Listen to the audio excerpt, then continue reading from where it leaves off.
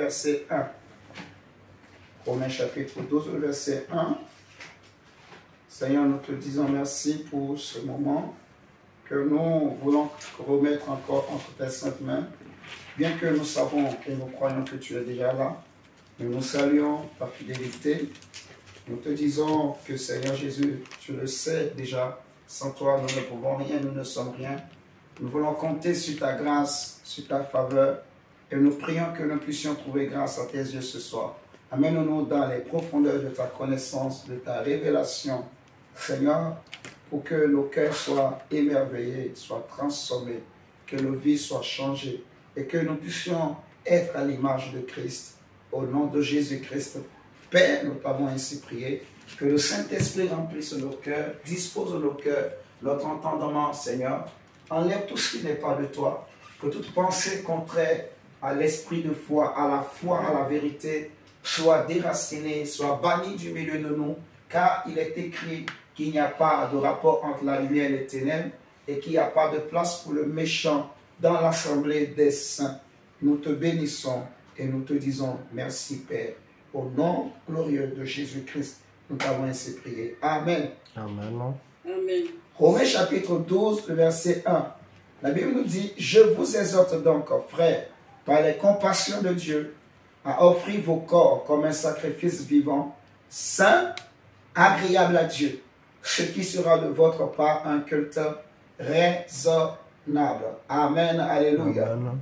Ce qui va nous intéresser dans ce texte qu'on vient de lire, le verset 1, c'est la partie où l'apôtre il parle d'un culte raisonnable.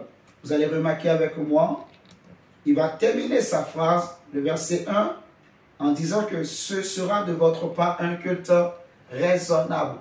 Donc, cela nous pousse à nous poser la question, qu'est-ce qu'un culte raisonnable? Qu'est-ce que Dieu entend par culte raisonnable? Et déjà, dans une première approche, dans une première approche, on peut déjà dire automatiquement qu'il existe des cultes qui ne sont pas raisonnables, qui sont déraisonnables, et il y a des cultes qui sont raisonnables.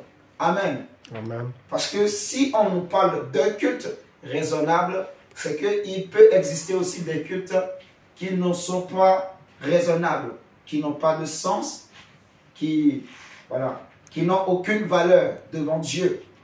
C'est ce que ça veut dire. Et nous allons nous poser la question, qu'est-ce que Dieu entend par raisonnable? Qu'est-ce que Dieu entend par culte? Et nous allons aller en profondeur dans la parole de Dieu pour bien comprendre cette pensée. Paul va dire que pour que le culte soit raisonnable, premièrement, il demande, il faut qu'il y ait un sacrifice vivant. Parce qu'il dit, je vous exhorte, frères, par les compassions de Dieu, à offrir vos corps comme un sacrifice vivant. Donc, il faut un sacrifice, mais un sacrifice vivant.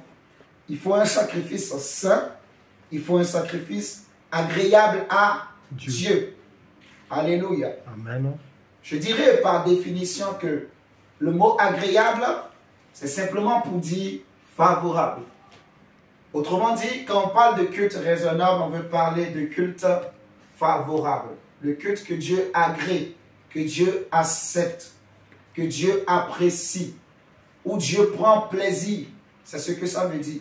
Culte raisonnable veut dire simplement le culte que Dieu accepte, que Dieu agrée, le culte auquel Dieu prend plaisir. Dieu est content du culte. Alléluia. C'est ce que ça veut dire, tout simplement raisonnable. Et lorsqu'on parle de culte, on veut parler d'un service sacré. Vous voyez? On parle de culte lorsqu'on veut parler d'un service qu'on rend à Dieu.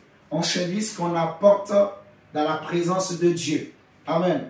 Amen. Et nous n'allons pas parler des dieux païens, ça ne nous intéresse pas. Donc quand je parle de culte, comprenez ce soir que je veux parler du service sacré rendu à notre Dieu, à l'Éternel des arts, mais au travers de Jésus-Christ, qui est aussi notre Dieu, notre Seigneur, notre Sauveur, qui est aussi le chemin qui nous conduit à ce Dieu. Et il est aussi, vous verrez avec moi, le sacrifice parfait qui nous introduit dans ce culte raisonnable que Dieu veut. Vous voyez, il en est le chemin, il en est l'auteur, Il en est lui-même le sacrifice parfait. Il en est celui qui sanctifie même nos cultes pour que ce culte soit agréable à Dieu. Alléluia. Amen. Donc là, j'ai donné les définitions.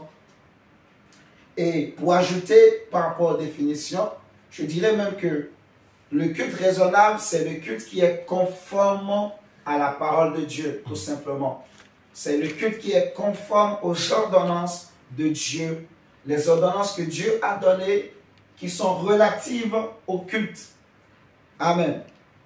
Amen. Est-ce que jusque-là, ça va pour tout le monde?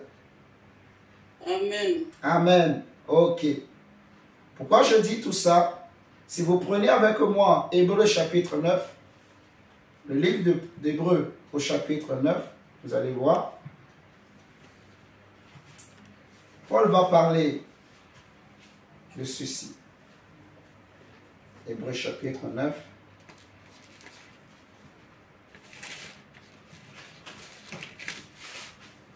Le verset 1, il est écrit, la première alliance avait aussi des ordonnances relatives au culte. Amen.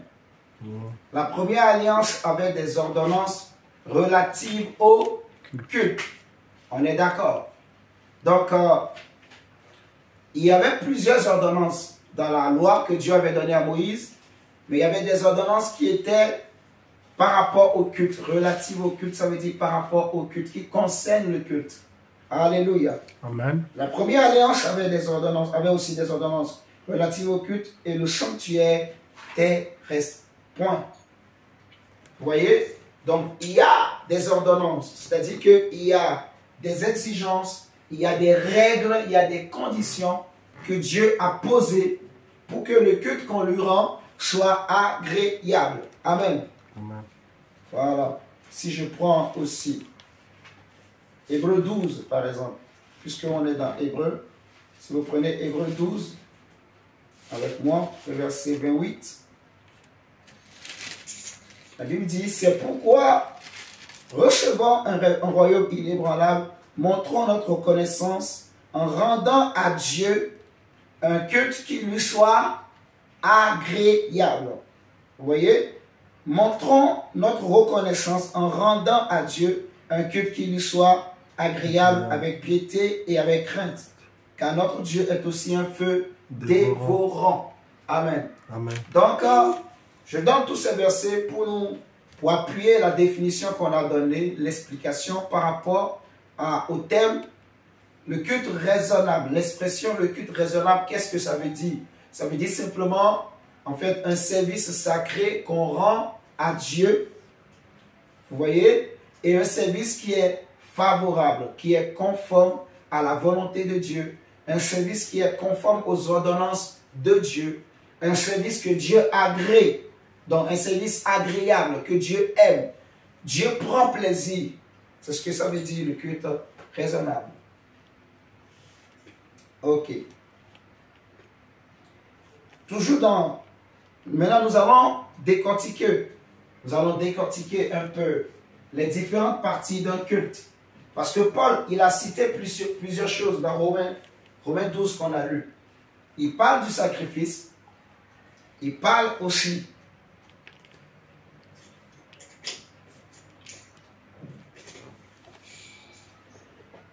il va dire que le sacrifice doit être saint, agréable à Dieu, et il doit être aussi vivant.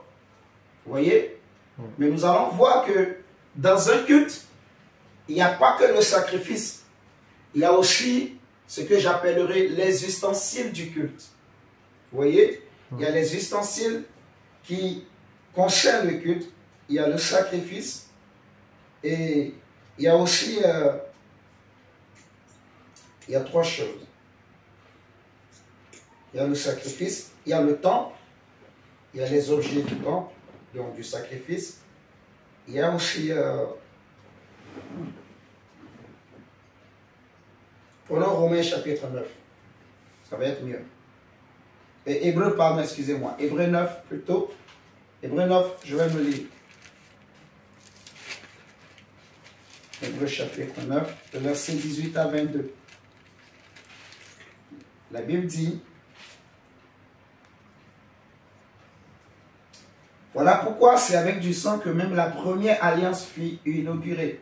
Moïse, après avoir prononcé devant tout le peuple tous les commandements de la loi, prit le sang des veaux et des boucs avec de l'eau, de la laine écarlate et de l'hysope, et il fit l'aspersion sur le livre lui-même et sur tout le peuple, en disant: ceci est le sang de l'alliance que Dieu a ordonné pour vous. Il fit pareillement l'aspersion avec le sang sur le tabernacle et sur tous les ustensiles du culte. Et presque tout d'après la loi est purifié avec du sang. Et sans effusion de sang, il n'y a pas de pardon. Amen. Amen. Donc, sans effusion de sang, il n'y a pas de pardon. Donc, on voit que, on nous parle de ce que Moïse a fait. Il va dire que pour inaugurer la première alliance, Moïse, il va prendre, donc il va lire les commandements devant tout le peuple. Il a pris le sang des veaux, des boucs, avec de l'eau mélangée. Donc, il prend de la laine écarlate, il fait l'aspersion sur tout le peuple, et il va dire: ceci est le sang de l'alliance qui a été ordonné pour vous. Le verset 21 nous dit que il fit pareillement la même chose sur le tabernacle et sur tous les ustensiles du culte. Le verset 22 dira que sans effusion de sang, il n'y a pas de pardon de péché. Donc, on voit que dans un culte, il y a des hommes qui interviennent, il y a le temple et il y a aussi les ustensiles et les sacrifices. Vous voyez? Donc, les ustensiles du temple, les ustensiles dans l'ancienne alliance, aujourd'hui, c'est quoi pour nous? Aujourd'hui, c'est toi-même, c'est moi-même premièrement. Vous voyez? Les ustensiles aujourd'hui, je répète, les ustensiles qui étaient utilisés dans le temple pour faire le service sacré, aujourd'hui, ces ustensiles, c'est premièrement nous-mêmes, notre corps. Vous voyez, mon corps est un instrument que j'utilise pour rendre un culte à Dieu. Mon âme est un instrument, mon esprit, ma bouche, ma voix, mon expression, mon comportement, vous voyez, ma façon d'être. Et Paul dit qu'il faut que le sacrifice soit saint. Non seulement le sacrifice, mais les ustensiles aussi doivent être saints ou saintes, comme vous voulez. Vous voyez, l'ustensile aussi doit être sacré, c'est-à-dire consacré à Dieu. Et les ustensiles aujourd'hui, c'est nous, mais c'est aussi la salle qu'on utilise, c'est aussi le lieu qu'on utilise, c'est aussi les instruments qu'on utilise, même le balai qu'on utilise pour balayer la salle de prière. Dès qu'on commence à utiliser ce balai, dans le cadre du culte de Dieu, ce balai devient un ustensile qui est consacré à Dieu, qui est utilisé pour le culte de l'Éternel. Alléluia. Amen. Donc la guitare, le piano, même les chiffons qu'on utilise pour nettoyer, vous voyez, tout ça c'est les ustensiles qu'on utilise aujourd'hui pour rendre un culte à Dieu. Vous voyez? Amen. Donc la Bible nous parle, on dit que Moïse, il va lire devant tout le peuple les commandements que Dieu avait donnés. Vous voyez? Donc le culte, il y a une loi, il y a des ordonnances qui régissent, qui coordonnent le culte. Il y a des ustensiles, donc des objets qui sont utilisés pour le culte. Et il y a des cérémonies, donc il y a des sacrifices. Donc après, il y a des hommes qu'on appelle les prêtres qui vont faire des cérémonies, ainsi de suite. Ces prêtres aujourd'hui, c'est encore vous et moi. On est d'accord? Amen. Ok. Maintenant, on a parlé de c'est quoi les ustensiles. Si vous prenez avec moi, par exemple, Exode 25, nous allons voir quelque chose. Exode 25, on a un peu de temps. On va enseigner un peu la parole.